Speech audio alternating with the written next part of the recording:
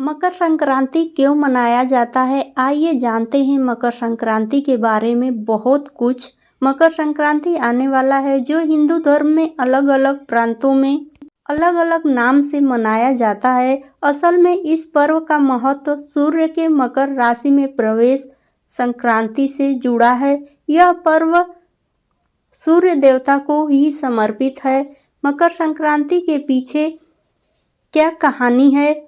धार्मिक मान्यताओं के अनुसार मकर संक्रांति के दिन ग्रहों के राजा सूर्यदेव धनु राशि को छोड़कर अपने पुत्र शनि की राशि यानी मकर राशि में आते हैं। सूर्य और शनि का संबंध मकर संक्रांति के पर्व से काफी महत्वपूर्ण हो जाता है। इस दिन से खर मास समाप्त हो जाता है। एक बार फिर से सभी और मांगलिक कार्यों को शुरुआत हो जाती है। मकर संक्रांति के दिन क्या खाना चाहिए? हिंदू मान्यताओं के अनुसार जो भी मकर संक्रांति पर खिचड़ी का सेवन करता है उस पर नवग्रहों की कृपा बरसती है। हिंदू धर्म शास्त्रों में कहा गया है कि खिचड़ी में जो चीजें इस्तेमाल की जाती है उनका संबंध नवग्रहों से है।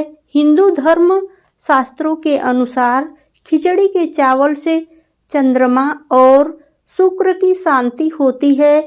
मकर संक्रांति का आध्यात्मिक महत्व क्या है?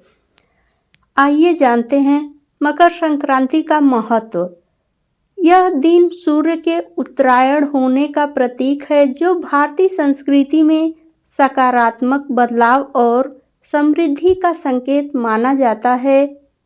यह दिन अंधकार से प्रकाश की ओर जाने का प्रतीक है और इसके साथ ही यह समय नई शुरुआत करने, आध्यात्मिक, प्रैक्टिकल और अच्छे कार्यों की शुरुआत के लिए शुभ माना जाता है।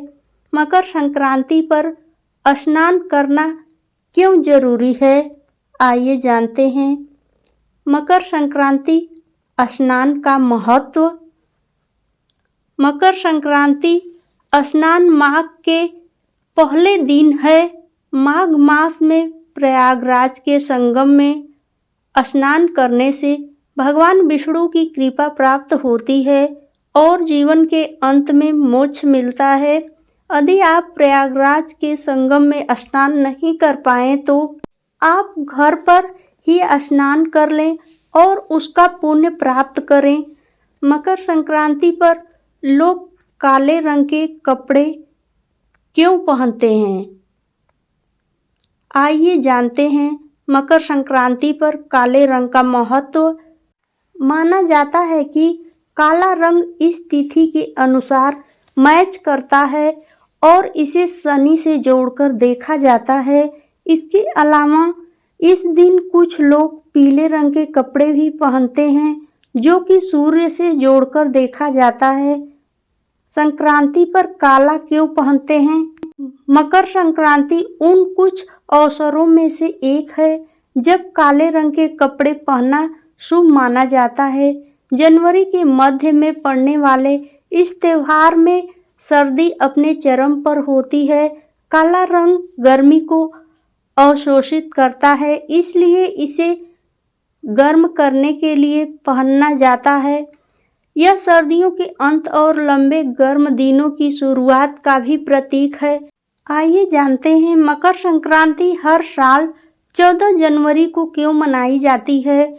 मकर संक्रांति आमतौर पर हर साल 14 जनवरी को पड़ती है जब सूर्य मकर राशि में प्रवेश करता है, जिसे संस्कृत में मकर राशि कहा जाता है।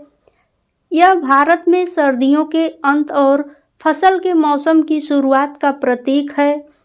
मकर संक्रांति के दिन क्या दान नहीं करना चाहिए? आइए जानते हैं उसके बारे में। मकर संक्रांति के दिन नुकीली वस्तुओं का दान नहीं करना चाहिए। शास्त्रीय परंपरा के अनुसार मकर संक्रांति के अवसर पर कैंची, चाकू जैसे धारदार वस्तुओं का दान करना नहीं चाहिए। कहा जाता है कि नुकीली वस्तुओं का दान करने से नकारात्मक ऊर्जा का प्रभाव बढ़ता है। आइए जानते हैं मकर संक्रांति पर पूजा। मकर संक्रांति में कौन से भगवान की पूजा करते हैं? मकर संक्रांति का दिन बेहद खास माना जाता है। इस साल यह 14 जनवरी को मनाया जाएगा। इस दिन का हिंदुओं के बीच बड़ा महत्व है। धार्मिक मान्यताओं के अनुसार इस दिन लोग भगवान सूर्य की पूजा करते हैं। मकर संक्रांति पर हमें कौन सा रंग नहीं पहनना चाहिए? आइए जानते हैं उसके बारे में। मकर संक्रांति के दिन सूर्य देव की पूजा और आशीर्वाद प्राप्त करने के लिए पीले रंग के वस्त्रों का दान या पहनना अधिक शुभ माना जाता है। वहीं काले रंग को नकारात्मक ऊर्जा का प्रतीक माना जाता है और इसे दान करने से व्यक्ति को अशुभ परिणाम मिल सकते हैं। इसलिए मकर संक्रांति के दिन काले रंग के वस्त्रों का दान करने से बचना चाहिए। आइए जानते हैं मकर संक्रांति पर क्या खरीदना चाहिए। मकर संक्रांति का अर्थ, क्या खरीदना शुभ होता है और क्या खरीदना अशुभ होता है। वैसे तो सोना खरीदना बहुत ही शुभ माना गया है। यह नई फसल के मौसम की शुरुआत का प्रतीक है और इसे नए कपड़ों और आभूषणों की खरीद के साथ मनाया जाता है। भारत में आभूषण विशेष रूप से सोना हमेशा से शुभ माना जाता है और सोने को हमेशा से ही शुभ और समृद्धि का प्रतीक माना जाता रहा है। मकर संक्रांति के दिन सुबह उठकर क्या करना चाहिए? मकर संक्रांति के दिन सुबह जल्दी उठकर स्नान करें और सूर्य देव को जल अर्पित करें। यह स्वास्थ्य समृद्धि प्रदान करता है। तिल, गुड़, अन्न, कपड़े और कंबल का दान करें। मकर संक्रांति पर क्या करें? 2024 मकर संक्रांति के दिन सुबह जल्दी उठकर स्नान करें और सूर्य देव को जल अर्पित करें। यह स्वास्थ्य समृद्धि प्रदान करता है। तिल, गुड़, अन्न, कपड़े और कंबल का दान करें। इससे घर का तनाव कम होता है। तिल और गुड़ का सेवन भी करना चाहिए, स्वास्थ्य के लिए लाभकारी होता है। इस दिन खिचड़ी बनाना और इसे बांटकर खाना शुभ माना जाता है। यदि संभव हो तो गंगा, यमुना या किसी अन्य पवित्र नदी में स्नान करें।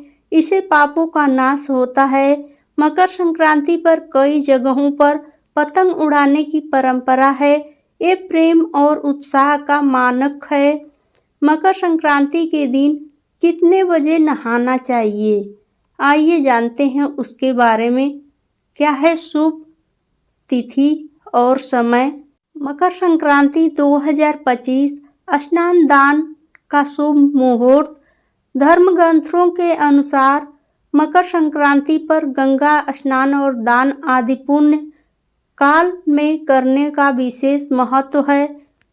मकर संक्रांति पर सुबह स्नान दान का महापुण्य काल सुबह 7:15 से सुबह 9:15 तक रहेगा। क्या न करें? नकारात्मक सोच, विवाद या झगड़े से बचें। अहंकार, क्रोध और दूसरों को अपमानित करने से बचें।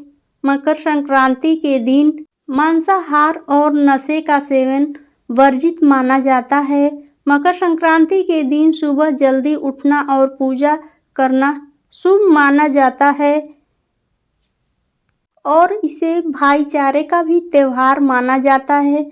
आइए जानते हैं मकर संक्रांति पर किन मंत्रों का हम करें उच्चारण या जप। इस मंत्रों का जप कर सकते हैं, जैसे ओम सूर्याय नमः, और भी नीचे दिए गए सारे मंत्रों का आप किसी भी एक मंत्र या 2 मंत्र का उच्चारण कर सकते हैं।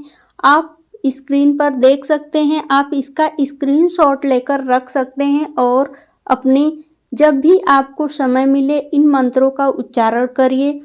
प्लीज़ वीडियो थोड़ी सी भी पसंद आई हो तो वीडियो को लाइक, शेयर और सब्सक्राइब ज़रूर करिए और लोगों में वीडियो देखने के लिए बहुत बहुत धन्यवाद।